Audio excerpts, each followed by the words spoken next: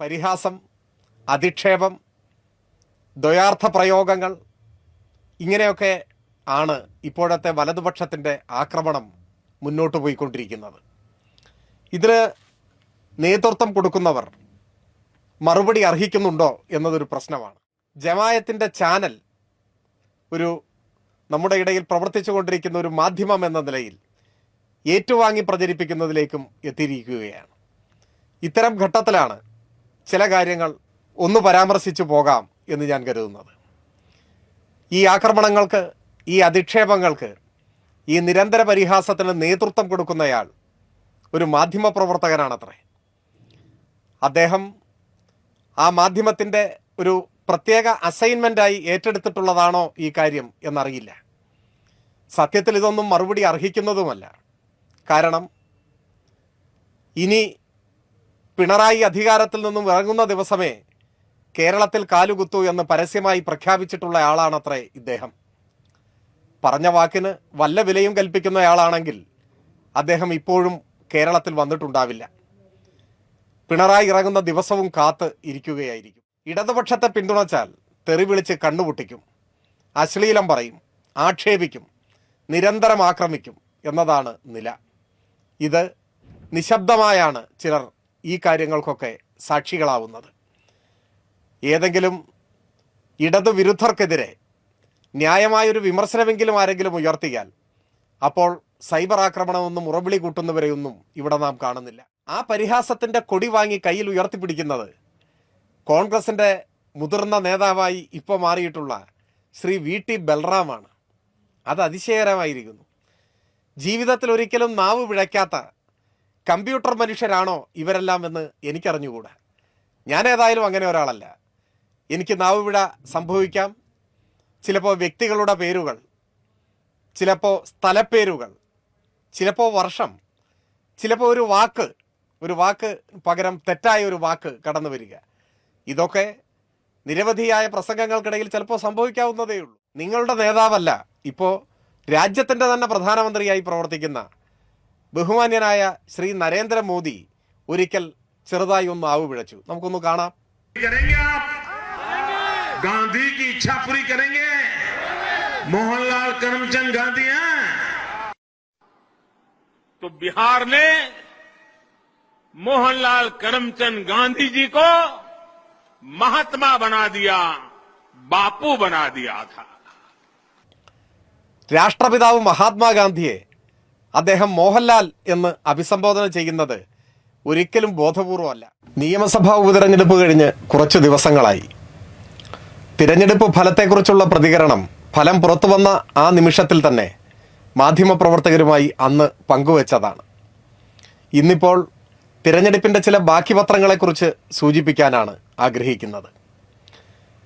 തിരഞ്ഞെടുപ്പിൽ സ്ഥാനാർത്ഥിയായി വന്ന ആദ്യഘട്ടത്തിൽ തന്നെ കേരളത്തിൻ്റെ സാംസ്കാരിക രംഗത്തുള്ള പല പ്രശസ്ത വ്യക്തികളും പിന്തുണ അറിയിക്കുകയുണ്ടായി.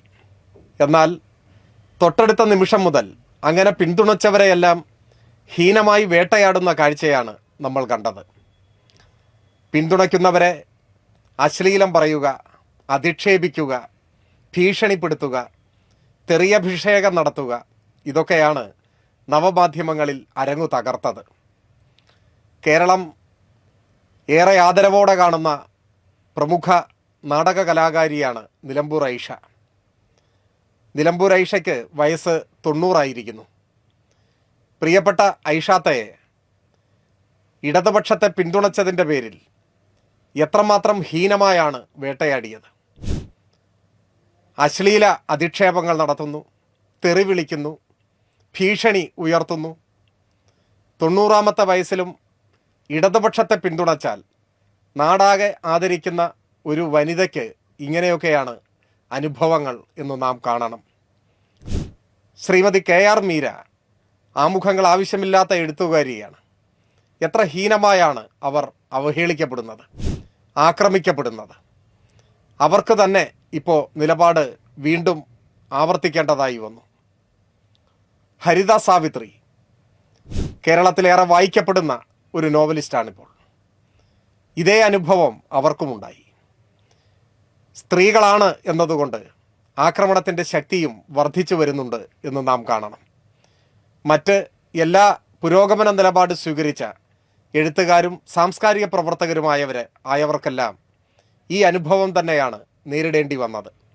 ഇവരാരെങ്കിലും ഈ അധിക്ഷേപങ്ങളും തെറിവിളികളും കേട്ടാൽ ഭയപ്പെട്ടു പോകും എന്ന് ഞാൻ കരുതുന്നില്ല. നിലമ്പൂർ ഐഷ വെടിയുണ്ടകളെ തോൽപ്പിച്ച കലാകാരിയാണ്. ഭീരുക്കളുടെ ആക്രമണത്തിൽ നിന്ന് തലനാരിഴയ്ക്ക് ജീവൻ രക്ഷപ്പെട്ട അനുഭവമാണ് അവരുടെ ചരിത്രം. ശ്രീമതി KR മീര കൽബുർഗി വെടിയേറ്റ് വീണ ഘട്ടത്തിൽ പോലും ഭഗവാന്റെ മരണം പോലെയുള്ള കരുത്തുറ്റ കൃതികൾക്ക് ജന്മം നൽകിയ എഴുത്തുകാരിയാണ്. ഹരിത സാവിത്രിയും തൻ്റെ രാഷ്ട്രീയ നിലപാടുകൾ നിർഭയം ആ ഘട്ടത്തിൽ തന്നെ തുറന്നു പ്രഖ്യാപിച്ചിട്ടുമുണ്ട്. എന്നാൽ ഇവിടെ പരിശോധിക്കേണ്ടത് ഇടതുപക്ഷത്തെ പിന്തുണയ്ക്കുന്നതിൻ്റെ പേരിൽ ഇങ്ങനെ ആക്രമിക്കപ്പെടുന്നത് നിശബ്ദമായി നേരിടേണ്ടതാണോ എന്നതാണ്. ഈ ഘട്ടത്തിൽ സാംസ്കാരിക രംഗത്തുള്ള മറ്റു ചിലർ ഈ ആക്രമണത്തെ ശക്തിപ്പെടുത്തും വിധം വലതുപക്ഷത്തിന് അനുകൂലമായ അഭിപ്രായ പ്രകടനങ്ങളുമായി പ്രത്യക്ഷപ്പെട്ടു. എഴുത്തുകാർ കക്ഷി രാഷ്ട്രീയ നിലപാട് സ്വീകരിക്കരുത് എന്ന സിദ്ധാന്തമൊക്കെ അവർ അവതരിപ്പിച്ചു. അക്കൂട്ടത്തിൽപ്പെട്ട ഒരാൾ UDF സ്ഥാനാർത്ഥിയെ വിജയിപ്പിക്കണമെന്ന് അഭ്യർത്ഥിച്ചുകൊണ്ട് നിലമ്പൂരിൽ തന്നെ വന്നു. മറ്റൊരാൾ റോഡ് ഷോയിലും പങ്കെടുത്തു. പക്ഷേ അവർക്കൊന്നും ഇത്തരം അനുഭവങ്ങൾ ഉണ്ടായില്ല. അവരെയൊന്നും ഏതെങ്കിലും തരത്തിൽ വിമർശിക്കാൻ ഞാൻ ആഗ്രഹിക്കുന്നുമില്ല. നിലപാടുകൾ ഓരോരുത്തരുടെയും ബോധ്യങ്ങളാണ് ആവണം. UDFനെ പിന്തുണയ്ക്കാൻ ആഗ്രഹിക്കുന്ന സാംസ്കാരിക പ്രവർത്തകർ സ്വാഭാവികമായും ആ നിലപാട് സ്വീകരിക്കുന്നതിന് കുറ്റപ്പെടുത്താനാവില്ല. പക്ഷേ എല്ലാവരും ഞങ്ങളുടെ പാത പിന്തുടരണം എന്നാണ് ഇവർ പറയാതെ പറയുന്നത്. അഥവാ പിന്തുണയ്ക്കുന്നുണ്ടെങ്കിൽ അത് വലതുപക്ഷത്തെ ആവണം. ഇടതുപക്ഷത്തെ പിന്തുണച്ചാൽ തെറി വിളിച്ച് കണ്ണുപൊട്ടിക്കും, അശ്ലീലം പറയും, ആക്ഷേപിക്കും, നിരന്തരം ആക്രമിക്കും എന്നതാണ് നില. ഇത് നിശബ്ദമായാണ് ചിലർ ഈ കാര്യങ്ങൾക്കൊക്കെ സാക്ഷികളാവുന്നത്. ഏതെങ്കിലും ഇടതുവിരുദ്ധർക്കെതിരെ ന്യായമായൊരു വിമർശനമെങ്കിലും ആരെങ്കിലും ഉയർത്തിയാൽ അപ്പോൾ സൈബർ ആക്രമണമെന്നും ഉറവിളി കൂട്ടുന്നവരെയൊന്നും ഇവിടെ നാം കാണുന്നില്ല. 90 വയസ്സായ ഐഷാത്ത ഉൾപ്പെടെ വലതുപക്ഷത്തിൻ്റെ സംസ്കാരരഹിതമായ ആക്രമണത്തിന് വിധേയമാകുമ്പോഴും നമ്മുടെ നാട്ടിൽ ഏറെ പേർ നിശബ്ദമായിരുന്ന് കാഴ്ചക്കാരുടെ റോളിൽ ഇരിക്കുകയാണ്. നിലപാട് പറയേണ്ടവർ, അഭിപ്രായം പറയേണ്ടവർ നിശബ്ദത പാലിച്ചുകൊണ്ട് സ്വയം അടയാളപ്പെടുത്തുന്നുണ്ട്. ഏതൊരാൾക്കും നിർഭയം നിലപാടുകൾ പറയാൻ കഴിയുന്ന ഒരു അന്തരീക്ഷത്തിൽ മാത്രമേ ജനാധിപത്യം അർത്ഥപൂർണമാവുകയുള്ളൂ. എന്നാൽ ഇപ്പോൾ സംഘടിതമായ ഒരാക്രമണമാണ് ഇടതുപക്ഷ അനുകൂല നിലപാട് സ്വീകരിക്കുന്നവർക്ക് നേരെ ഉണ്ടാവുന്നത്. അതിൻ്റെ അടുത്ത ഒരു ഘട്ടം അവർ പിന്തുണച്ച സ്ഥാനാർത്ഥി എന്ന നിലയിൽ എന്നെയും ആക്രമിക്കുക വ്യക്തിപരമായി തന്നെ എന്നതാണ്. തിരഞ്ഞെടുപ്പ് ഘട്ടം മുതൽ അത് ആരംഭിച്ചു. അതിൻ്റെ മുഖ്യ ഭാവം പരിഹാസമാണ്. പരിഹാസം, അധിക്ഷേപം, ദ്വയാർത്ഥ പ്രയോഗങ്ങൾ, ഇങ്ങനെയൊക്കെ ആണ് ഇപ്പോഴത്തെ വലതുപക്ഷത്തിൻ്റെ ആക്രമണം മുന്നോട്ട് പോയിക്കൊണ്ടിരിക്കുന്നത്. ഇതിന് നേതൃത്വം കൊടുക്കുന്നവർ മറുപടി അർഹിക്കുന്നുണ്ടോ എന്നതൊരു പ്രശ്നമാണ്. ഇത്തരത്തിലുള്ള ആക്ഷേപങ്ങളെയും ആക്രമണങ്ങളെയും വലിയ ഗൗരവത്തോടു കൂടി കാണുന്ന നിലയല്ല നിലവിലുള്ളത്. എന്നാൽ ഇത് ഏതാനും ചിലരിൽ നിന്നും ഏറ്റുവാങ്ങി ജമായത്തിൻ്റെ ചാനൽ ഒരു നമ്മുടെ ഇടയിൽ പ്രവർത്തിച്ചു കൊണ്ടിരിക്കുന്ന ഒരു മാധ്യമം എന്ന നിലയിൽ ഏറ്റുവാങ്ങി പ്രചരിപ്പിക്കുന്നതിലേക്കും എത്തിയിരിക്കുകയാണ്. ഇത്തരം ഘട്ടത്തിലാണ് ചില കാര്യങ്ങൾ ഒന്ന് പരാമർശിച്ചു പോകാം എന്ന് ഞാൻ കരുതുന്നത്. ഈ ആക്രമണങ്ങൾക്ക്, ഈ അധിക്ഷേപങ്ങൾക്ക്, ഈ നിരന്തര പരിഹാസത്തിന് നേതൃത്വം കൊടുക്കുന്നയാൾ ഒരു മാധ്യമപ്രവർത്തകനാണത്രേ. അദ്ദേഹം ആ മാധ്യമത്തിൻ്റെ ഒരു പ്രത്യേക അസൈൻമെൻ്റായി ഏറ്റെടുത്തിട്ടുള്ളതാണോ ഈ കാര്യം എന്നറിയില്ല. സത്യത്തിൽ ഇതൊന്നും മറുപടി അർഹിക്കുന്നതുമല്ല. കാരണം ഇനി പിണറായി അധികാരത്തിൽ നിന്നും ഇറങ്ങുന്ന ദിവസമേ കേരളത്തിൽ കാലുകുത്തൂ എന്ന് പരസ്യമായി പ്രഖ്യാപിച്ചിട്ടുള്ള ആളാണത്രേ ഇദ്ദേഹം. പറഞ്ഞ വാക്കിന് വല്ല വിലയും കൽപ്പിക്കുന്നയാളാണെങ്കിൽ അദ്ദേഹം ഇപ്പോഴും കേരളത്തിൽ വന്നിട്ടുണ്ടാവില്ല. പിണറായി ഇറങ്ങുന്ന ദിവസവും കാത്ത് ഇരിക്കുകയായിരിക്കും. വർഷങ്ങളായി ഇങ്ങനെ കാത്തിരിക്കുന്ന ഒരാളുടെ മാനസികാവസ്ഥ നമുക്ക് ഊഹിക്കാവുന്നതേയുള്ളൂ. അദ്ദേഹം പറയുന്ന വാക്കിന് വില കൽപ്പിക്കുന്നയാളാണോ എന്നൊന്നും എനിക്കറിഞ്ഞുകൂടാ. എന്തുതന്നെയായാലും അദ്ദേഹത്തിൻ്റെ നേതൃത്വത്തിലാണ് ഈ അധിക്ഷേപ യജ്ഞം ആരംഭിച്ചിട്ടുള്ളത്. അതിന് ഓരോന്നായി തെറി വിളിക്കാൻ കാത്തു നിൽക്കുന്നവർക്ക് അദ്ദേഹം തയ്യാറാക്കി കൊടുക്കുകയാണ്. അതിനെല്ലാം മറുപടി പറയാനൊന്നും ഞാൻ ഉദ്ദേശിക്കുന്നില്ല. നാട് കാര്യങ്ങളെ ശരിയായി തിരിച്ചറിയും എന്ന കാര്യത്തിൽ സംശയവുമില്ല. എന്നാൽ ചില കാര്യങ്ങൾ പറഞ്ഞു പോകണം എന്നാണ് തോന്നുന്നത്. ഒന്ന്, വർഷങ്ങൾക്ക് മുൻപ് എപ്പോഴോ നടത്തിയ ഒരു പ്രസംഗത്തിൽ ഗോഡ്സെയും ദേവദാസ് ഗാന്ധിയും തമ്മിൽ ഒരു കൂടിക്കാഴ്ച നടന്നതായി ഞാൻ പരാമർശിക്കുന്നു. അത് പ്രസംഗത്തിൽ പരാമർശിച്ചതോടെ അന്നൊന്നുമില്ലാത്തൊരു വിവാദം ഇപ്പോൾ ഉയർന്നു വരികയാണ്. ഇങ്ങനെ ഒരു കൂടിക്കാഴ്ചയെ നടന്നിട്ടില്ലെന്നും അതിന് തെളിവുകളില്ലെന്നും ഏതോ ഒരു നാടകത്തിലോ മറ്റോ ഇങ്ങനെയുള്ളത് കണ്ടിട്ടാണ് ഞാനിത് പറയുന്നത് എന്നുമാണ് ഇക്കൂട്ടർ ആക്ഷേപിക്കുന്നത്. സത്യത്തിൽ ആ പ്രസംഗം കേൾക്കുന്ന ഏതൊരാൾക്കും അറിയാം എന്താണ് ആ പ്രസംഗത്തിൻ്റെ ലക്ഷ്യം, ഉദ്ദേശം. എനിക്ക് തോന്നുന്നു 3-4 വർഷം മുൻപുള്ള ഒരു പ്രസംഗമാണത്. ആ ഘട്ടത്തിൽ കേരളത്തിലെയും രാജ്യത്തെയും മാധ്യമങ്ങൾ ഗാന്ധി ഘാതകൻ ആര് എന്നുപോലും പറയാൻ മടിക്കുന്ന ഒരു ഘട്ടമാണ്. ഗാന്ധിജി എങ്ങനെ കൊല്ലപ്പെട്ടു, നിശബ്ദത പാലിക്കുകയാണ്. ഗാന്ധിജിയെ ആരു കൊന്നു, അവിടെയും മൗനമാണ്. അത്തരമൊരു ഘട്ടത്തിൽ ഗാന്ധിജിയെ ആരു കൊന്നു എന്നും എന്തിനു കൊന്നു എന്നും വിശദീകരിക്കുക എന്നതാണ് ആ പ്രസംഗത്തിൻ്റെ ലക്ഷ്യം. ഞാനത് ഏതെങ്കിലും ഒരു നാടകം കണ്ട ആവേശത്തിൽ പ്രസംഗിച്ചതുമല്ല. ഇവരീ പറയുന്ന നാടകം ഞാൻ കണ്ടിട്ടുമില്ല. മറിച്ച് ഞാൻ ഓർക്കുന്നത് അതിനും കുറച്ച് വർഷങ്ങൾക്ക് മുൻപ് പ്രസിദ്ധീകരിച്ച ഒരു ലേഖനം ആ പ്രസംഗം നടത്തുന്നതിൻ്റെ സമീപ ദിവസങ്ങളിൽ എപ്പോഴോ വായിച്ചതാണ്. ആ ഓർമ്മയിൽ നിന്നാണ്, ആ ലേഖനത്തിൽ നിന്നാണ് ആ ഭാഗം ഞാനവിടെ പ്രസംഗിക്കുന്നത്. അത് എക്സ്പ്രസ് ട്രിബ്യൂണിലോ മറ്റോ ആണെന്ന് തോന്നുന്നു. ആകാർ പട്ടേൽ എഴുതിയ ഒരു ലേഖനമാണ്. ആ ലേഖനത്തിൽ അദ്ദേഹം ഉദ്ധരിക്കുന്നത് ഗോപാൽ ഗോഡ്സെയുടെ പുസ്തകത്തെക്കുറിച്ചാണ്. അതിന് ചരിത്രത്തിൽ എത്രമാത്രം തെളിവുകളുണ്ട് എന്നതൊന്നും എൻ്റെ പ്രശ്നമല്ല. മറിച്ച് മഹാത്മാഗാന്ധിയെ വെടിവെച്ച് കൊല്ലാനുള്ള കാരണം വ്യക്തിപരമല്ല, അത് രാഷ്ട്രീയമാണ്. ആ രാഷ്ട്രീയം മതരാഷ്ട്രവാദത്തിൻ്റെ രാഷ്ട്രീയമാണ് എന്ന് പറയുക എന്നത് മാത്രമാണ്. ആ ലേഖനം വായിച്ചാൽ അറിയാം, ആ ലേഖനത്തിൽ പറഞ്ഞ കാര്യങ്ങളാണ് ആ പ്രസംഗത്തിൽ ഉടനീളം കടന്നു വന്നിട്ടുള്ളത്. ആ ലേഖനം ഒരു പുസ്തകത്തെ, ഗോപാൽ ഗോഡ്സെയുടെ പുസ്തകത്തെ അധികരിച്ചുകൊണ്ട് ഉള്ളതാണ്. ആകാർ പട്ടേലിൻ്റെ ലേഖനം ഔട്ട്ലുക്കിലും പിന്നീടൊരു അവസരത്തിൽ പ്രസിദ്ധീകരിച്ചതായി ശ്രദ്ധയിൽപ്പെടുകയുണ്ടായി. ഒന്നിലധികം പ്രസിദ്ധീകരണങ്ങളിൽ വന്ന ഒരു ലേഖനം. ആ ലേഖനത്തിൽ പരാമർശിക്കുന്നത് ഗോപാൽ ഗോഡ്സെയുടെ പുസ്തകത്തെക്കുറിച്ചാണ്. മറ്റു തെളിവുകൾ തേടി പോകാൻ താല്പര്യമുള്ളവർക്ക് അത് തേടിപ്പോകാവുന്നതാണ്, ഗവേഷണം നടത്താവുന്നതാണ്, അവരവരുടെ നിഗമനങ്ങളിൽ എത്താവുന്നതുമാണ്. എന്നെ സംബന്ധിച്ചിടത്തോളം ഗാന്ധിജി കൊല്ലപ്പെട്ടത് വ്യക്തിപരമായ ശത്രുതയുടെ പേരിലായിരുന്നില്ല എന്നും അതിൻ്റെ കാരണം രാഷ്ട്രീയമാണ് എന്നും ആ രാഷ്ട്രീയം മതരാഷ്ട്രവാദത്തിൻ്റെ രാഷ്ട്രീയമാണ് എന്നും വിശദീകരിക്കുകയായിരുന്നു ലക്ഷ്യം. ആ ദിവസങ്ങളിൽ എപ്പോഴോ, സമീപ സമയത്ത് എപ്പോഴോ വായിക്കാൻ ഇടവന്ന ഒരു പഴയ ലേഖനം മനസ്സിൽ വെച്ചുകൊണ്ടാണ് പ്രസംഗിച്ചത്. ആ ലേഖനം നമ്മുടെ മുൻപിൽ ഇപ്പോഴുമുണ്ട്. ചിലർ ആക്ഷേപിക്കുന്നത് പോലെ നാടകം കണ്ട് വിളിച്ചു പറഞ്ഞതല്ല, ഇതാണ് അതിൻ്റെ സോഴ്സ് എന്ന് വിശദമാക്കേണ്ടതുണ്ട് എന്ന് തോന്നിയത് കൊണ്ട് വിശദമാക്കി എന്ന് മാത്രം. ഗാന്ധിജിയെ കൊന്നതിൻ്റെ കാരണം ഇതാണ് എന്നത് എൻ്റെ ബോധ്യം കൂടിയായതിനാൽ ആ കാര്യം പറഞ്ഞു എന്ന് മാത്രം. അതിൻ്റെ പേരിലാണ് ആദ്യത്തെ തെറിവിളികൾ ആരംഭിക്കുന്നത്. അവിടെ നിന്ന് ആരംഭിക്കുകയാണ് ഓരോന്നോരോന്നായി. ഇതിനിടയിൽ ചില പ്രതീതികൾ സൃഷ്ടിക്കാനും സോഷ്യൽ മീഡിയയെ ബോധപൂർവം ഉപയോഗപ്പെടുത്തുന്നുണ്ട് പലരും. അത് ചില അമൂർത്തമായ കാര്യങ്ങൾ പറഞ്ഞ് വിശദാംശങ്ങളിലേക്ക് കടന്നു പോകാതെ ഒരു പുകമറ സൃഷ്ടിക്കുക. അത്തരക്കാർ കുറേ കാലമായി പറഞ്ഞുകൊണ്ടിരിക്കുന്ന ഒരു കാര്യമാണ് സ്റ്റേറ്റ് എന്ന് പറഞ്ഞാൽ പോലും അറിയാത്ത ഒരാളാണ് ഇയാൾ എന്ന്. എന്താണ് അതിൻ്റെ പിന്നിലുള്ള കഥ? നിയമസഭാ രേഖകൾ സാക്ഷിയാണ്. നിയമസഭയിൽ ഒരിക്കൽ നടന്ന ഒരു ചർച്ചയിലാണ് പ്രതിപക്ഷ നേതാവുമായി ഒരു തർക്കമുണ്ടാകുന്നത്. അതിനെ തുടർന്ന് ആജ്ഞാനുവർത്തികളായ കൂലിപ്പടയാളികൾ, അടിമവേലക്കാർ, നവമാധ്യമങ്ങളിലൊരു വലിയ പ്രചാരവേല അഴിച്ചുവിട്ടു. സ്റ്റേറ്റ് എന്ന് മാത്രമേ പറയൂ, അതിനെ സംബന്ധിച്ച് മറ്റൊന്നും പറയില്ല.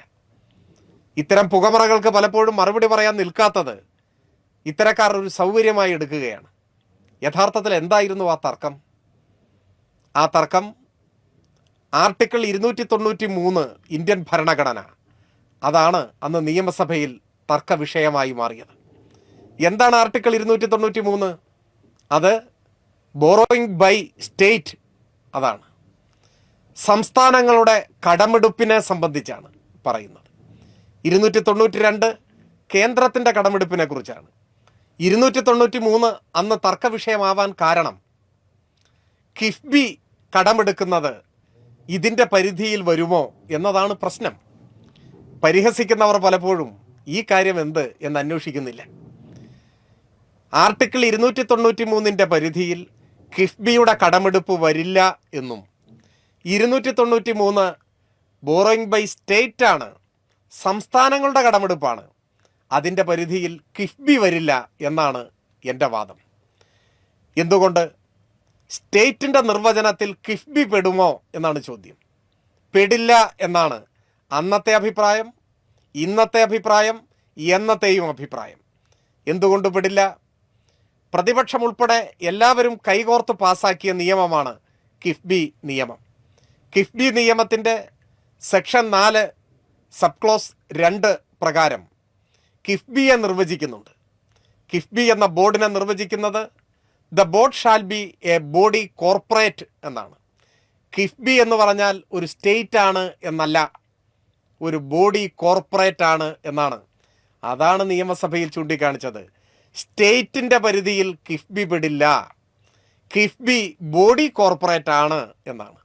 ഇത് എക്കാലത്തെയും അഭിപ്രായമാണ്.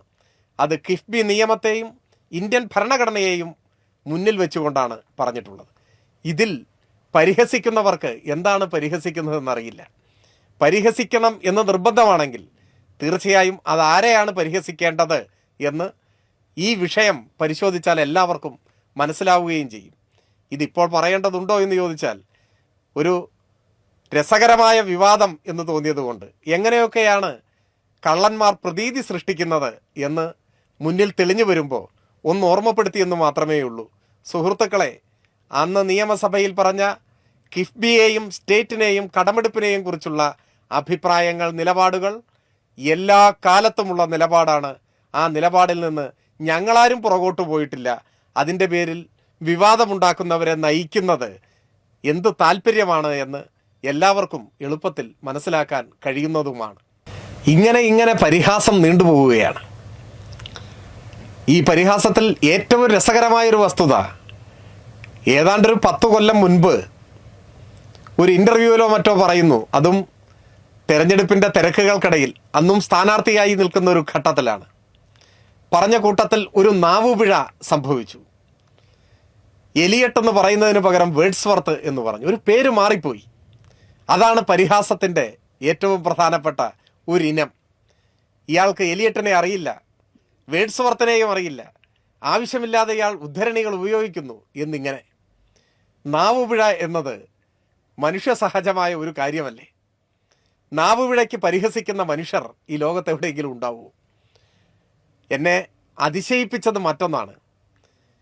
ചില വിദ്വാൻമാർ ഇത് ഉയർത്തിക്കൊണ്ടുവരുമ്പോൾ ആ പരിഹാസത്തിൻ്റെ കൊടി വാങ്ങി കയ്യിൽ ഉയർത്തിപ്പിടിക്കുന്നത് കോൺഗ്രസിൻ്റെ മുതിർന്ന നേതാവായി ഇപ്പോൾ മാറിയിട്ടുള്ള ശ്രീ VT ബൽറാമാണ്. അത് അതിശയകരമായിരിക്കുന്നു. ജീവിതത്തിൽ ഒരിക്കലും നാവ് പിഴയ്ക്കാത്ത കമ്പ്യൂട്ടർ മനുഷ്യരാണോ ഇവരെല്ലാം എന്ന് എനിക്കറിഞ്ഞുകൂടാ. ഞാൻ ഏതായാലും അങ്ങനെ ഒരാളല്ല. എനിക്ക് നാവ് പിഴ സംഭവിക്കാം. ചിലപ്പോൾ വ്യക്തികളുടെ പേരുകൾ, ചിലപ്പോൾ സ്ഥലപ്പേരുകൾ, ചിലപ്പോൾ വർഷം, ചിലപ്പോൾ ഒരു വാക്ക് പകരം തെറ്റായ ഒരു വാക്ക് കടന്നു വരിക. ഇതൊക്കെ നിരവധിയായ പ്രസംഗങ്ങൾക്കിടയിൽ ചിലപ്പോൾ സംഭവിക്കാവുന്നതേയുള്ളൂ. ഇതെല്ലാവർക്കും സംഭവിക്കുമെന്നാണ് ഞാൻ കരുതുന്നത്. ഭൂതക്കണ്ണാടി വെച്ച് സൂക്ഷിച്ചു നോക്കി 2-3 നാവുപിഴകളാണ് എടുത്തുകൊണ്ടുവരുന്നത്. അത് പ്രചരിപ്പിക്കുന്നു, ആഘോഷിക്കുന്നു. ആ സവിശേഷമായ മാനസികാവസ്ഥയ്ക്ക് ആധുനിക വൈദ്യശാസ്ത്രം പോലും എന്തെങ്കിലും പ്രതിവിധി നിർദ്ദേശിക്കുന്നുണ്ടോ എന്നറിഞ്ഞുകൂടാ. ഏതായാലും അത്തരം പരിഹാസങ്ങൾ നടക്കട്ടെ. പരിഹസിക്കുന്നവരോട് എനിക്ക് പരിഭവമില്ല, പ്രത്യേകിച്ചൊന്നും പറയാനുമില്ല. പക്ഷേ ഉത്തരവാദിത്തപ്പെട്ട നേതാക്കന്മാർ ഈ പരിഹാസത്തിൽ കൈകോർക്കുമ്പോൾ അവരെ ചിലത് ഓർമ്മിപ്പിക്കാതിരിക്കാനാവില്ല. അത് സംഘപരിവാർ നേതൃത്വത്തിലുള്ളവരാകുമ്പോൾ അവരെ എനിക്ക് വിനയത്തോടെ ഓർമ്മിപ്പിക്കാനുള്ളത്, നാവുപിഴ എന്നത് ആരുടെയും കുത്തകയല്ല, ആർക്കും എപ്പോഴും സംഭവിക്കാവുന്നതാണ്. നിങ്ങളുടെ നേതാവല്ല, ഇപ്പോൾ രാജ്യത്തിൻ്റെ തന്നെ പ്രധാനമന്ത്രിയായി പ്രവർത്തിക്കുന്ന ബഹുമാന്യനായ ശ്രീ നരേന്ദ്രമോദി ഒരിക്കൽ ചെറുതായി ഒന്ന് നാവ് പിഴച്ചു. നമുക്കൊന്ന് കാണാം. गांधी की इच्छा पूरी करेंगे। मोहनलाल करमचंद गांधी हैं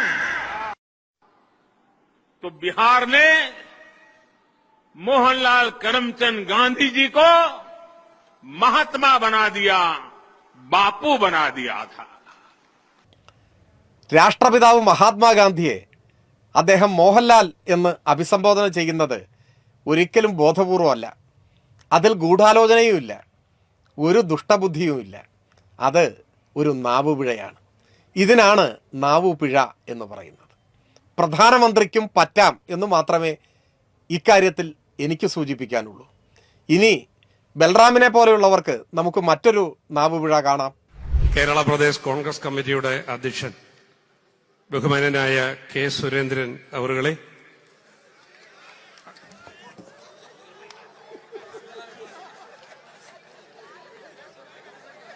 കെ സുധാകരൻ അവറുകളെ,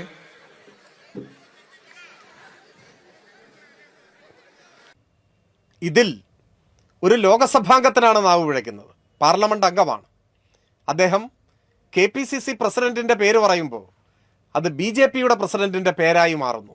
ബോധപൂർവമല്ല, ഇതൊരു കുറ്റവുമല്ല, ശിക്ഷിക്കാൻ വകുപ്പുമില്ല. ഇപ്പോൾ ഒരേ നിലപാട് സ്വീകരിച്ചുകൊണ്ട് ആയുധങ്ങളുമായി ആക്രമിക്കാൻ ഇറങ്ങി പുറപ്പെടുന്ന കോൺഗ്രസിൻ്റെയും സംഘപരിവാരത്തിൻ്റെയും പോരാളികളെ സംബന്ധിച്ചിടത്തോളം ഈ നാവുപിഴകളൊക്കെ നല്ല നാവുപിഴകളാണ്, പൊറുക്കാവുന്ന നാവുപിഴകളാണ്.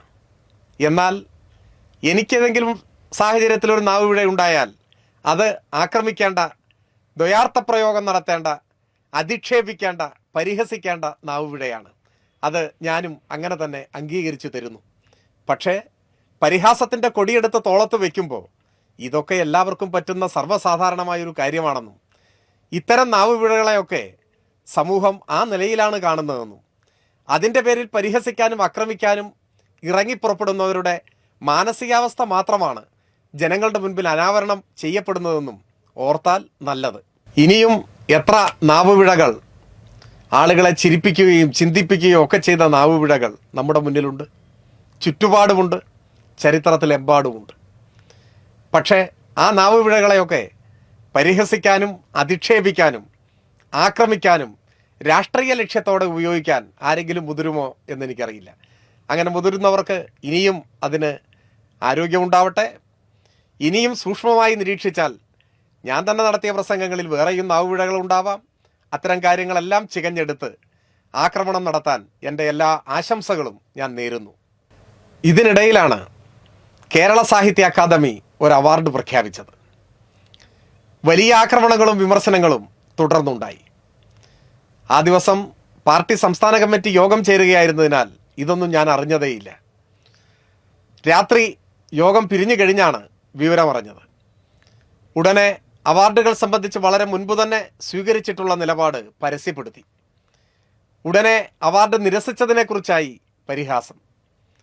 അവാർഡ് സ്വീകരിച്ചിരുന്നെങ്കിൽ ആ പരിഹാസമാണ് പ്രഖ്യാപിച്ചപ്പോഴുണ്ടായത്. നിരസിച്ചപ്പോൾ പുതിയ പരിഹാസം.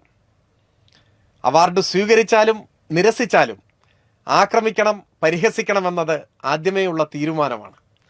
നിങ്ങൾ എന്ത് ചെയ്താലും നിങ്ങൾ ആക്രമിക്കപ്പെടും എന്നതാണ് ഇപ്പോഴത്തെ സ്ഥിതി.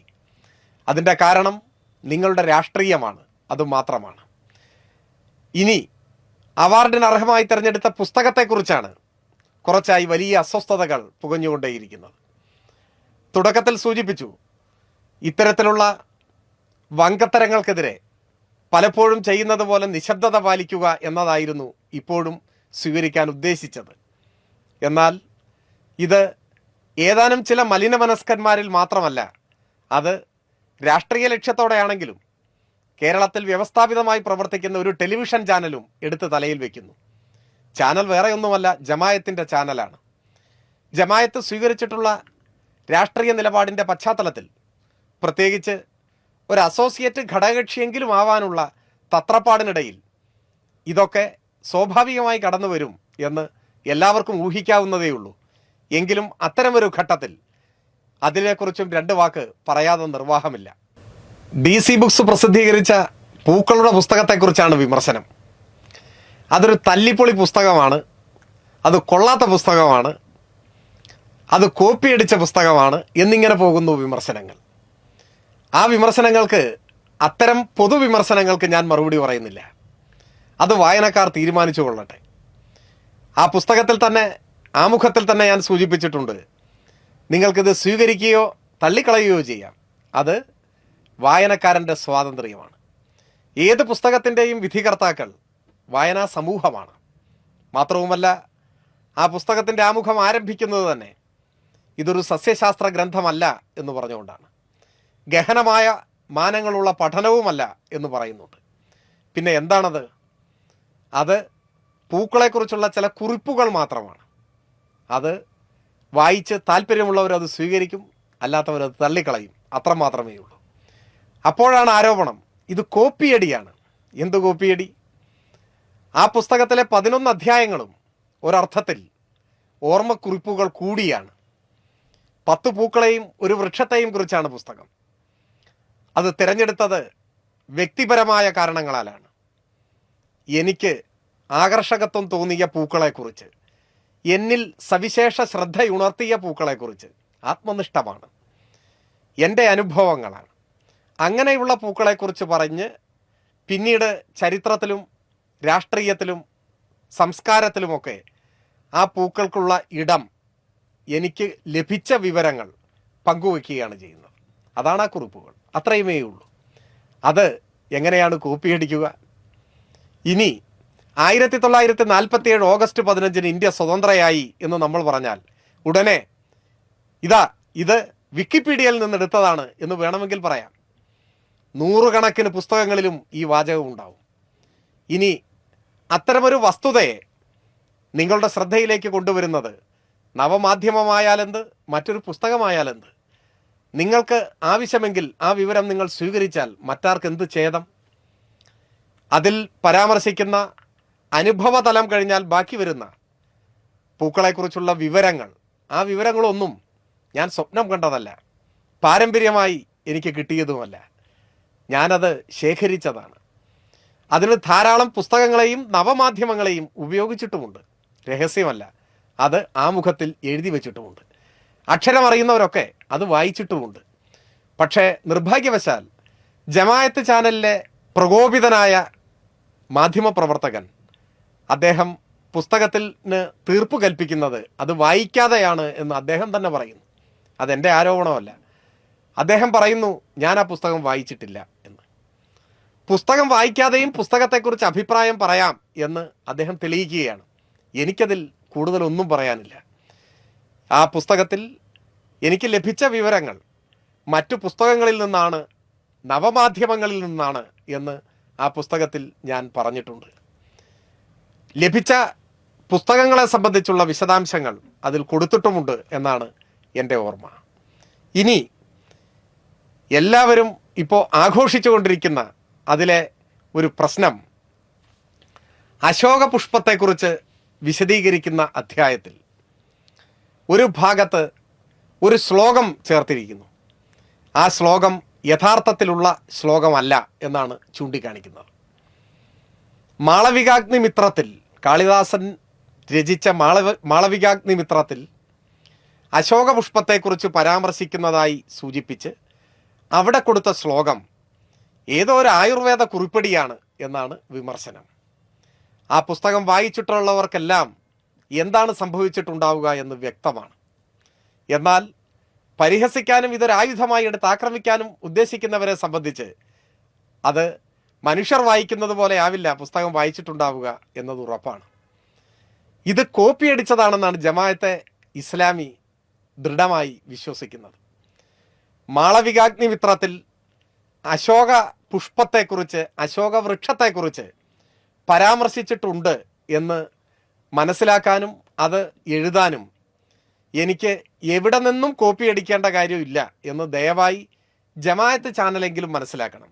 മറ്റൊന്നുകൊണ്ടുമല്ല, മാളവികാഗ്നിമിത്രം ഉൾപ്പെടെ കാളിദാസൻ്റെ നാടകങ്ങളായാലും ഭാസൻ്റെ നാടകങ്ങളായാലും മിക്കവാറുമെല്ലാം സിലബസിൻ്റെ ഭാഗമായോ അതിൻ്റെ തുടർച്ചയായോ പഠിക്കാൻ അവസരമുണ്ടായിട്ടുള്ള ഒരാളാണ് ഞാൻ എന്ന് ഞാൻ ദയവായി ഉണർത്തുകയാണ്.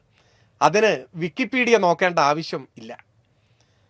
എൻ്റെ സിലബസിൻ്റെ ഭാഗമായി തന്നെ പഠിക്കാൻ ഇടവന്നിട്ടുള്ള കാളിദാസ കൃതികളും ഭാസൻ്റെ കൃതികളും ഇവിടെ ഉണ്ട്, എൻ്റെ മുന്നിലുണ്ട്. അപ്പോൾ അശോക വൃക്ഷത്തെക്കുറിച്ച്, അശോക പുഷ്പത്തെക്കുറിച്ച് മാളവികാഗ്നി മിത്രത്തിൽ പറഞ്ഞിട്ടില്ല എന്നാണോ ഇനി ഇക്കൂട്ടർ ഉദ്ദേശിക്കുന്നത് എന്നും അറിയില്ല. അതൊരിടത്തല്ല, ഒരുപാടിടത്ത് മാളവികാഗ്നി മിത്രത്തിൽ പരാമർശിക്കുന്നുണ്ട്. പുസ്തകത്തിൽ സൂചിപ്പിച്ചതുപോലെ ഒരു കഥാപാത്രം എന്ന പോലെ മാളവികാഗ്നി മിത്രത്തിൽ നിറഞ്ഞു നിൽക്കുകയാണ് അശോകവൃക്ഷവും പുഷ്പവും. എന്നാൽ ഈ വിമർശനത്തിന് അടിസ്ഥാനമായ കാരണം എന്താണ്? അതിന് താഴെ ചേർത്ത ശ്ലോകം മാളവികാഗ്നി മിത്രത്തിലുള്ളതല്ല എന്നതാണ്. അത് ശരിയുമാണ്.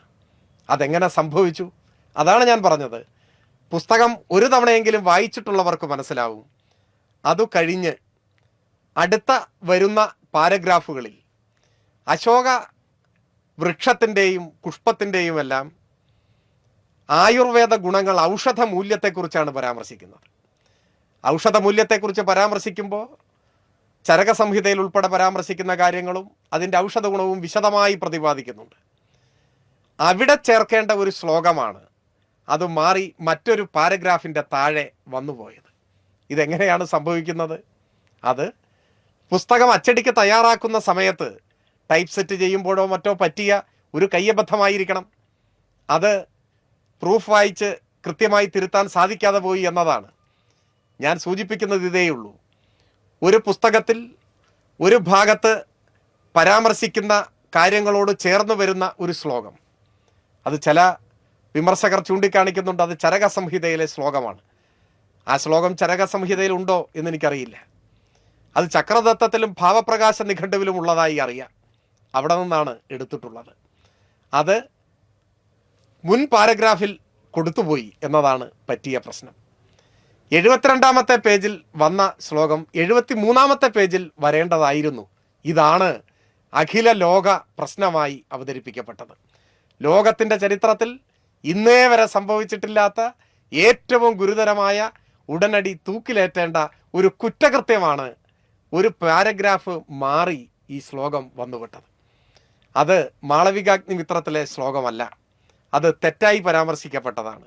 മാളവികാഗ്നി മിത്രത്തിലെ ശ്ലോകം ഒരുപാട് ശ്ലോകങ്ങളുണ്ടായിരുന്നു. അശോകത്തെക്കുറിച്ച് പരാമർശിക്കുന്ന ശ്ലോകങ്ങളെല്ലാം കൊടുത്താൽ അതൊരു ആധിക്യം വരും. ഒരു ലളിത വായനയ്ക്ക് വേണ്ടി ഉദ്ദേശിച്ച ഒരു പുസ്തകത്തിൽ ഒരുപാട് ശ്ലോകങ്ങൾ വരുന്നത് ഉചിതമല്ല എന്നു കരുതി വാക്കാൽ പ്രസാധകരോട് ആ ശ്ലോകങ്ങളൊന്നും കൊടുക്കേണ്ടതില്ല എന്ന് പറഞ്ഞിരുന്നു. അപ്പോൾ ആ ശ്ലോകങ്ങളെല്ലാം മാറ്റി. പകരം മാളവികാഗ്നി മിത്രം എന്ന് ബ്രാക്കറ്റിൽ കൊടുത്ത ആ ഭാഗത്ത് തൊട്ട് അടുത്ത് കൊടുക്കേണ്ട ശ്ലോകം മാറിക്കൊടുത്തു. ഇതാണ് സംഭവിച്ചിട്ടുള്ളത്. ഇതിനെയാണ് ഇത്ര വലിയ പരിഹാസത്തിൻ്റെയും അധിക്ഷേപത്തിൻ്റെയും എല്ലാം ഒരു കാരണമായി ഉയർത്തിക്കൊണ്ടുവരുന്നത്. എങ്കിലും വിമർശനത്തിൻ്റെ അടിസ്ഥാനത്തിൽ തീർച്ചയായും തുടർന്നുള്ള പതിപ്പുകളിൽ അടുത്ത പാരഗ്രാഫിൻ്റെ താഴെ തന്നെ ഈ ശ്ലോകം ചേർക്കും, ഉചിതമായ സ്ഥലത്ത് തന്നെ ചേർക്കും എന്ന് പറയുകയേ ഇപ്പോൾ നിർവാഹമുള്ളൂ. ഞാൻ പറഞ്ഞു വരുന്നത്, നമ്മുടെ കാലത്തെ പുസ്തക നിരൂപണം ഇങ്ങനെയൊക്കെയാണ്. ഇതൊക്കെയാണ് വിമർശിക്കപ്പെടുന്നത്. വിമർശിക്കാം, ഇതൊക്കെയാണ് ആക്രമണത്തിനിരയാക്കുന്നത്. ദ്വയാർത്ഥ പ്രയോഗങ്ങൾ നടത്താൻ, അധിക്ഷേപിക്കാൻ, കൃത്രിമമായ ദൃശ്യങ്ങൾ ഉണ്ടാക്കാൻ, എൻ്റെ ചിത്രങ്ങൾ വികൃതമായി അവതരിപ്പിക്കാൻ ഒക്കെ ശിങ്കിടി പുങ്കന്മാരെയും കൂട്ടി പടപ്പുറപ്പാട് ഇറങ്ങുന്നവർ ഇതാണ് ആയുധമാക്കുന്നത്. വേറെയും സമാനമായ ചില വിമർശനങ്ങളുണ്ട്. LTT നേതാവായി കൊല്ലപ്പെട്ട രക്തസാക്ഷിയുടെ പേര് പരാമർശിച്ചപ്പോൾ അതിൽ ഏലിയാസ് എന്നൊരു വാക്ക് കടന്നു വന്നു. എഴുതി കൊടുത്തത് ശങ്കർ എന്ന സത്യനാഥൻ എന്ന സുരേഷ് എന്നു തന്നെയാണ്. എന്നാൽ അച്ചടിക്ക് തയ്യാറാക്കുന്ന സമയത്ത് അത് കൈകാര്യം ചെയ്യുന്നവർക്ക് 2 എന്ന വരുമോ എന്നൊരു സംശയം തോന്നിയതിൻ്റെ ഭാഗമായോ മറ്റോ അത് ശരിപ്പെടുത്താൻ ശ്രമിച്ചതാണ് എന്നാണ് മനസ്സിലാകുന്നത്. ഇതെല്ലാം ഒരു പുസ്തകത്തെ സംബന്ധിച്ചിടത്തോളം ഗൗരവതരമായ പ്രശ്നങ്ങളാണോ, അത് ഒരാളെ ആക്രമിക്കാൻ കാരണമാകുന്നതാണോ എന്ന കാര്യത്തിൽ എനിക്കറിഞ്ഞുകൂടാ. പക്ഷേ ചില ആളുകൾ ഇതൊക്കെ എടുത്തുകൊണ്ടാണ് ആക്രമിക്കുക എന്ന് നാം കാണണം. ഏറ്റവും ഒടുവിൽ ചില കേന്ദ്രങ്ങൾ സൂചിപ്പിക്കുന്നുണ്ട്, ഒടുവിൽ ഖാൻ അൻസറിൻ്റെ 2-3 വരികൾ എടുത്തു ചേർത്തു. അയാൾ ആരാണ്, അദ്ദേഹത്തിൻ്റെ ഭൂതകാലം പരിശോധിക്കുകയും നിലപാടുകൾ, രാഷ്ട്രീയം ഇതൊക്കെയാണ് ചർച്ച ചെയ്തു കൊണ്ടുവരുന്നത്. ഞാൻ ഖാൻ അൻസർ മഹാകവിയാണ് എന്ന് എവിടെയും പറഞ്ഞിട്ടില്ല. എനിക്കിഷ്ടം തോന്നിയ 2-3 വരികൾ ആ പേര് പറഞ്ഞു തന്നെ അവിടെ ചേർക്കുകയാണ് ചെയ്തത്. മറ്റൊരാളുടെ പേരിലും അല്ല അത് വന്നിട്ടുള്ളത്. സാഹിത്യത്തെ, കവിതയെല്ലാം സമീപിക്കുന്നതിൽ ഞാനെപ്പോഴും സ്വീകരിക്കുന്ന സമീപനം അതാണ്. എസ്ര പൗണ്ടിൻ്റെ കൃതികൾ വായിക്കാനെടുക്കുമ്പോൾ ഇവിടെ രാഷ്ട്രീയം എന്നെ അലോസരപ്പെടുത്തിയിട്ടില്ല. വിശ്രുതനായ നട്ട്ഹംസന്റെ ഹങ്കർ വായിക്കാനെടുക്കുമ്പോൾ ഹിറ്റ്ലറുടെ മുൻപിൽ നോബൽ പതക്കങ്ങൾ അടിയറ വെച്ച ഒരാളാണ് ഇയാൾ എന്നത് എൻ്റെ പ്രശ്നമേ അല്ല. രാമായണം വായിക്കുമ്പോൾ വാൽമീകിയുടെ പൂർവാശ്രമത്തെക്കുറിച്ച് ഉത്കണ്ഠപ്പെടുന്നയാളുമല്ല ഞാൻ. ചിനാർ ഇലകളെ സംബന്ധിച്ച്, ചിനാറിനെ സംബന്ധിച്ച് ഏറെക്കുറെ അർത്ഥപൂർണമെന്ന് തോന്നുന്നൊരു പരാമർശമുള്ള വരി എന്ന നിലയിൽ മാത്രമാണ് അത് എടുത്തുപയോഗിച്ചത്.